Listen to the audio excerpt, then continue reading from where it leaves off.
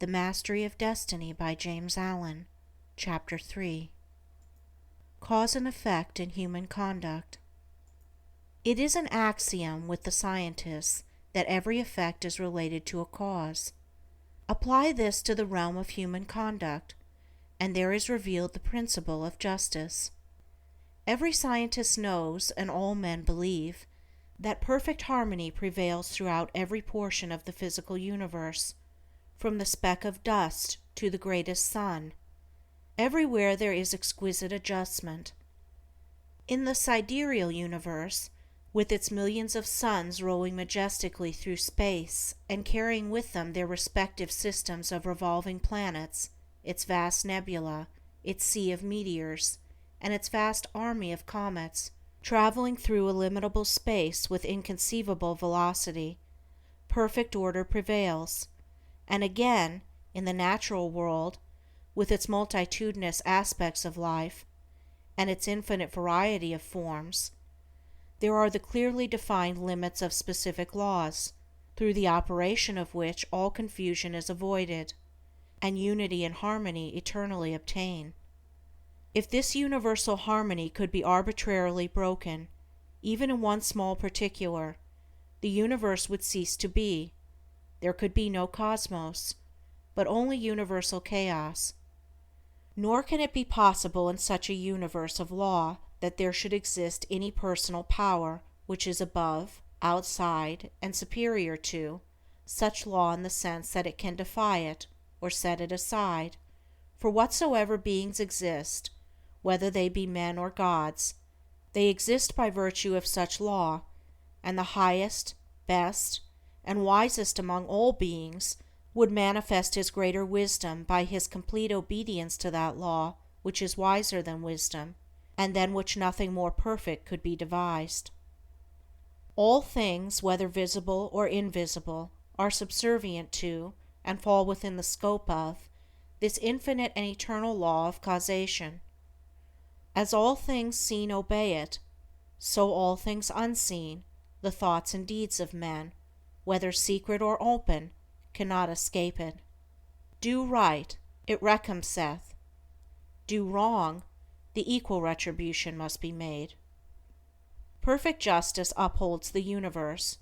Perfect justice regulates human life and conduct. All the varying conditions of life, as they obtain in the world today, are the result of this law reacting on human conduct.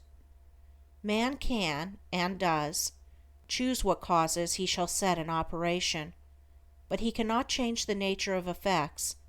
He can decide what thoughts he shall think, and what deeds he shall do, but he has no power over the results of those thoughts and deeds.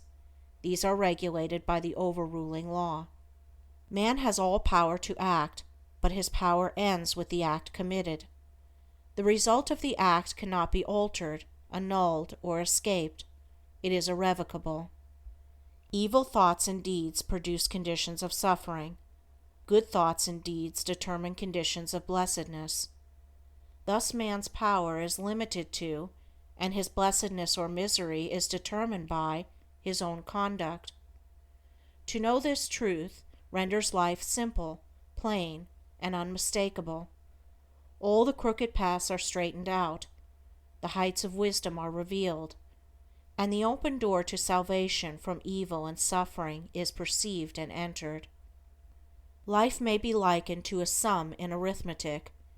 It is bewilderingly difficult and complex to the pupil who has not yet grasped the key to its correct solution, but once this is perceived and laid hold of, it becomes as astonishingly simple as it was formerly profoundly perplexing. Some idea of this relative simplicity and complexity of life may be grasped by fully recognizing and realizing the fact that, while there are scores, and perhaps hundreds of ways in which a sum may be done wrong, there is only one way by which it can be done right, and that when that right way is found, the pupil knows it to be the right, his perplexity vanishes, and he knows that he has mastered the problem. It is true that the pupil, while doing his sum incorrectly, may, and frequently does, think he has done it correctly, but he is not sure. his perplexity is still there, and if he is an earnest and apt pupil, he will recognize his own error when it is pointed out by the teacher.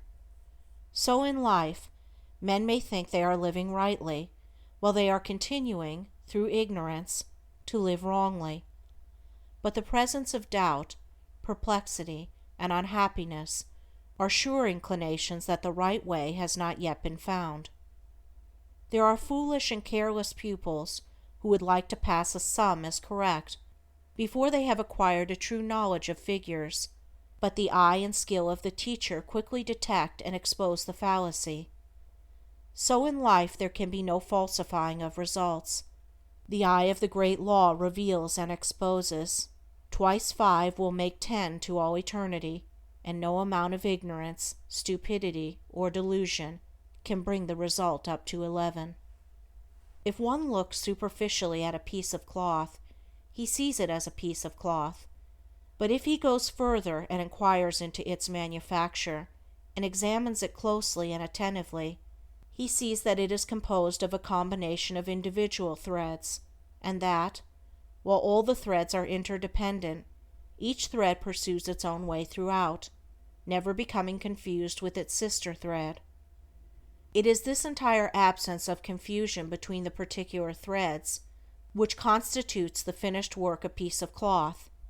Any inharmonious commingling of the thread would result in a bundle of waste or a useless rag.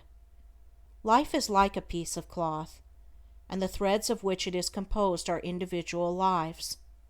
The threads, while being interdependent, are not confounded one with the other. Each follows its own course. Each individual suffers and enjoys the consequences of his own deeds, and not the deeds of another. The course of each is simple and definite, the whole forming a complicated, yet harmonious, combination of sequences. There are action and reaction, deed and consequence, cause and effect, and the counterbalancing reaction, consequence, and effect is always in exact ratio with the initiatory impulse. A durable and satisfactory piece of cloth cannot be made from shoddy material, and the threads of selfish thoughts and bad deeds will not produce a useful and beautiful life, a life that will wear well and bear close inspection. Each man makes or mars his own life. It is not made or marred by his neighbor, or by anything external to himself. Each thought he thinks, each deed he does, is another thread, shoddy or genuine, woven into the garment of his life. And as he makes the garment, so he must wear it. He is not responsible for his neighbor's deeds. He is not the custodian of his neighbor's actions. He is responsible only for his own deeds. He is the custodian of his own actions. The problem of evil subsists in a man's own evil deeds, and it is solved when those deeds are purified. Says Rousseau, "Man, seek no longer the origin of evil. Thou thyself art its origin." Effect can never be divorced from cause. It can never be of a different nature from cause. Emerson says, "Justice is not postponed. A perfect equity adjusts the balance in all parts of life." And there is a profound sense in which cause and effect are simultaneous, and form one perfect whole. Thus upon the instant that a man thinks, say, a cruel thought, or does a cruel deed, that same instant he has injured his own mind. He is not the same man he was the previous instant. He is a little viler and a little more unhappy, and a number of such successive thoughts and deeds would produce a cruel and wretched man. The same thing applies to the contrary, the thinking of a kind thought, or doing a kind deed. An immediate nobility and happiness attend it. The man is better than he was before, and a number of such deeds would produce a great and blissful soul. Thus individual human conduct determines, by the faultless law of cause and effect, individual merit or demerit, individual greatness or meanness, individual happiness or wretchedness. What a man thinks, that he does. What he does, that he is. If he is perplexed, unhappy, restless, or wretched, let him look to himself, for there and nowhere else is the source of all his trouble. End of chapter 3. Recording by Andrea Fiore.